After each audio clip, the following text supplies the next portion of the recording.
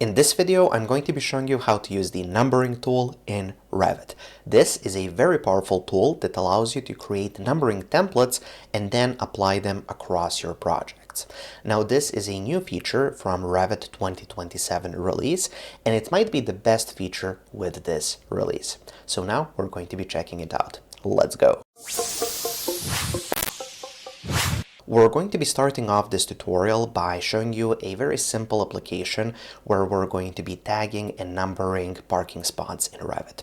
Now, this is a very simple use of the new numbering tool. However, it accomplishes something very complicated that wasn't available so far.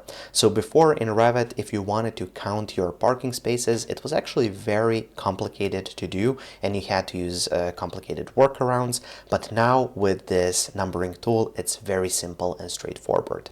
Then I'm going to be showing you a bit of a more complicated application where we're going to be layering multiple parameters in a custom fashion with the numbering tool. So now, before we get started and before we jump into Revit, I would just like to ask you to check out my website, balkanarchitect.com. The link is up in the cards above and then also down in the description of this video. We are an Autodesk authorized training center and we offer over 150 hours of Revit training. So if you want to master Revit, that's the right place to be. Now, without any further ado, let's jump straight into Revit. And here we are in Revit. You can see we have, we're kind of in a site plan. Here we have this parking lot with parking spaces, and the first step is going to be to apply tags. So for that, let's go here to annotate, and then we go to tag all. Let's find parking. It's over here. This is the tag that's going to be applied. Click apply, okay, and there we go. This is the tag. Now here, if you click on the tag, it doesn't really have any value. What it's actually doing is it's reading the mark value from the parking spot. Now at this point, we don't have any values, so we're going to be applying those with the numbering tool. You do that by going here to the Manage tab, and then on the Settings panel, we have the numbering tool. Now it's going to open up a window that looks like this, and now we can create new templates. So let's call this one Parking. Click OK. And then here in this window, or this part of the window, we need to apply some rules. So the first one is a filter. Here we only have the default interior filter, and if you click on this button, it's going to open up filters, and here you can create custom filters. Now for this filter, we only needed to apply basically the parking category for this. So let's create a new filter, call it parking filter, then click OK. Then here let's find parking. There it is. And then here in the rules, you can just leave this blank. You don't really have to fill it out. You're just defining the category, and that's it. Hit apply, okay. And now here among filters, we can find that parking filter, which we have just created. Then we have the parameter. Now here for parking elements, we have mark and comment. So those are the two parameters. I'm just going to click on mark because that's the one that the tag reads. And then here we have the project parameters. So basically, if you don't want to use any of the available parameters, you can create your own. So you can click here and then create new parameters for parking that you can assign. I'm just going to cancel out of that. Then we have the partitioning. So for this, I'm just going to search for type. So here, let's find type. So let's just use that. Click OK. And then here for the number formatting, I'm just going to click on edit. And this is where you can define, let's make it smaller. Okay, this is where you can define the numbering format. So I'm not really going to make any changes. I just want to number my parking spots. So here I'm just going to change this to 2 digits, and that's going to be it. Click OK, that's fine. Hit apply, OK, and now you'll see we have numbers. So basically what the numbering tool did, it used the parking element. So here that's parking category, and the mark was set to this number. Here we can see that this is being kind of used, or it's using the numbering partition for this.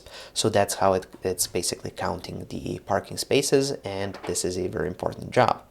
Now, what happens if you want to add more spaces? So let's say here, I want to add a few more spaces. So what I'll do, I'm just going to select this one. I'm going to create similar. CS is the shortcut.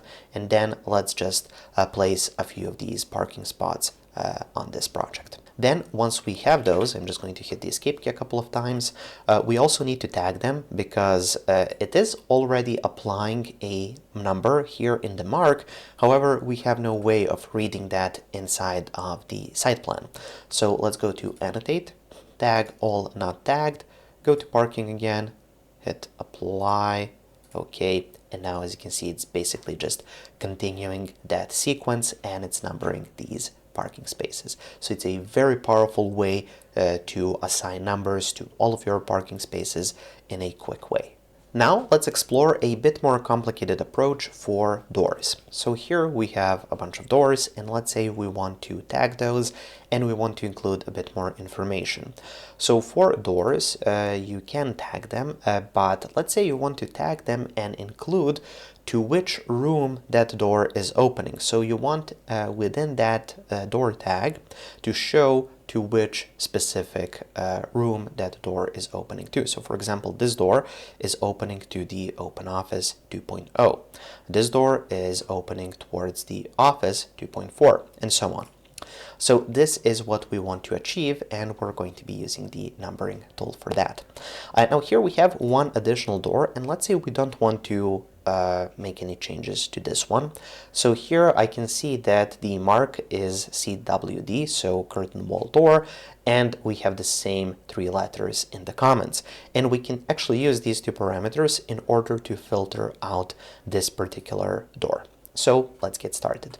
What I'm going to do now is first tag all of the doors. So here on annotate, tag all not tagged, find doors, hit apply, okay. And now all of the doors have been tagged. You can see this one has that custom tag, and then the rest of these are just displaying the mark number. Okay, so now let's get started, and I'm just going to go here to manage and then go to numbering, and let's create a new template and call this one door to room. Click OK. So now for this one, we need to define a filter. Again, we don't really have any filters for this, so we can click here to create a completely new filter.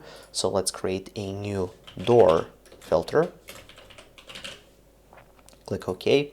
Find the door category here, and then for the filter rules, now we're going to make it a bit more complicated. So for the door, let's say we want the comments to do not equal, so it does not equal CWD, so that's curtain wall door. So this way we're filtering out that curtain wall door, which we don't want to see. Click apply, okay, and now we can select that filter here, door filter. Perfect. Then for the numbering parameter, we're just going to use mark. We already know that the tag is reading that mark value, so obviously we're going to be using that. Then for partitioning, let's click on edit, and then here for partitioning, I'm going to search for the option to room, which is a very common application of this tool. And then let's see to room number. So we want basically to display the room number. You can go with room name. I prefer to use the room number, so I'm just going to use that. Click OK, and then let's open up the number formatting. And here, this is where we're basically building out what's going to display, the value that's going to be displayed in that mark parameter and then read by the tag. So here, the first number in sequence is going to be included. Then the show number sample number values as, so here that's going to be numbers. Then the select the minimum digit count. I'm just going to go with 2 digits, see, like that. And then here we're looking for parameters. So I'm just going to go to room, and now we have that to room number. So I'm just going to include that one over here.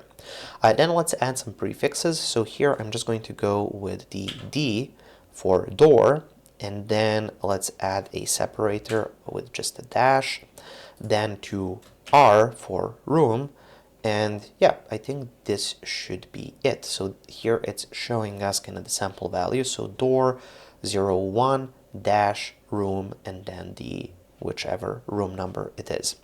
Okay, so I can just click OK, click apply, OK, and this is what we get now. So door number 1 to room 2.4. So it's opening up to this room.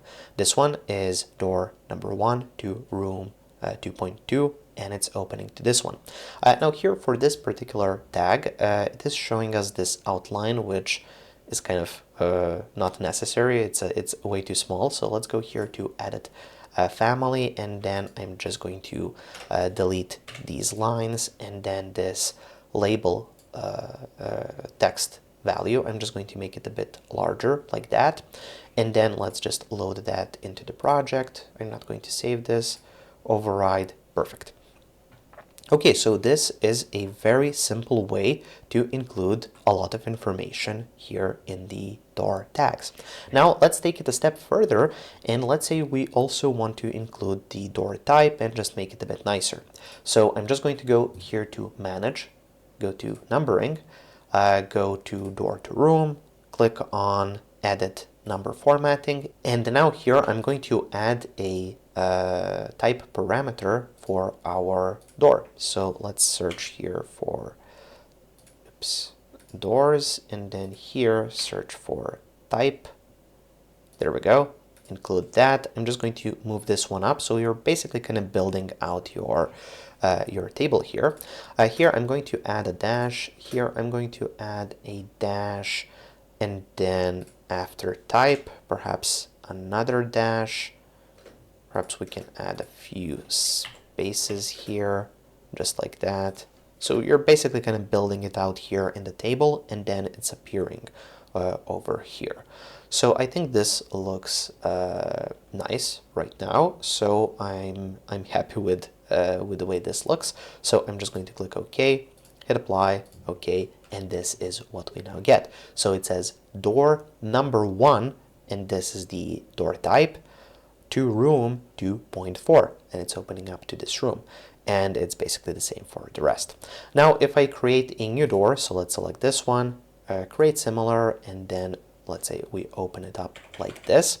Here let's tag it, of course, so we need to go to annotate, then tag all not tagged for doors, apply, OK, and now you can see that this is door number 2 that's opening up to room 2.2. So we have one door here, this is number 1, this is number 2, and they're both opening to this particular room. So we're basically saying, okay, so these doors are opening up to this room, but we have 2 of them, and that's why here the values are 1 and 2. So there we go. It's a very interesting, very powerful tool. If you want to see more examples, please let me know in the comment section below. And we're actually building this whole tool as a new lesson in our intermediate to advanced level Revit course on balkanarchitect.com. Now, if you would like to get access to this Revit project file, as well as all of my other Revit project files from these tutorials, they're all available on my Patreon page. Link is up in the cards above and also down in the description of this video.